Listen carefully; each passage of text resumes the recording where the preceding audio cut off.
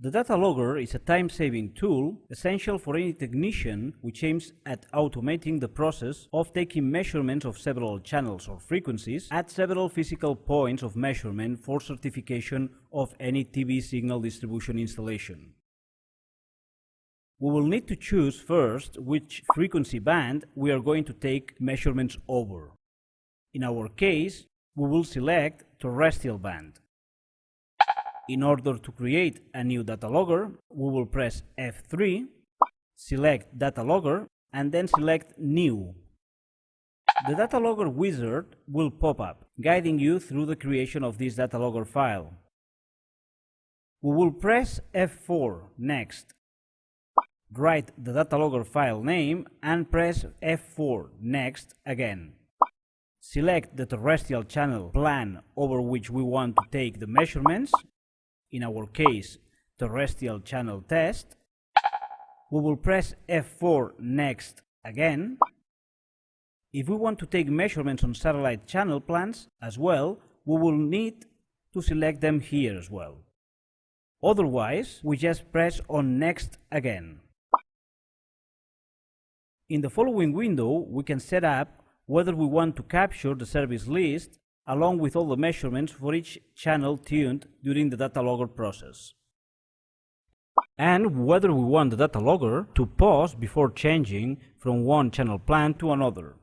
And finally, we have the option of adding attenuation tests for both terrestrial and satellite bands.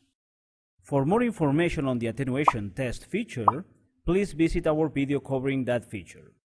Once all of this is set up, we will need to press Next and End in the following screen. The idea is to create as many test points as physical points we need to take measurements in the installation we are going to certify. We will leave the first test point name as TP01 in our case. If we now press F1 Start, the meter will start taking measurements across all the channels included in the channel plan selected. For each channel, all the measurements will be stored: power level, carrier to noise, MER, pre-BR, post-BR, link margin, etc., depending on whether the channel is analog or digital. Once this process is finished, a preview will be displayed to us on screen with some of this information showing. In red, we can see those channels which are either analog or digital, but their power level were too low to be demodulated, and therefore only power level and carrier to noise measurements were taken. Date and time when this test point was measured are stored as well. Now we can move on to the following point of measurement in the installation. Create a new test point and repeat the process. If we press F4, we will see the Datalogger settings. Create New will create another test point. Jump to will allow us to move from one test point to another.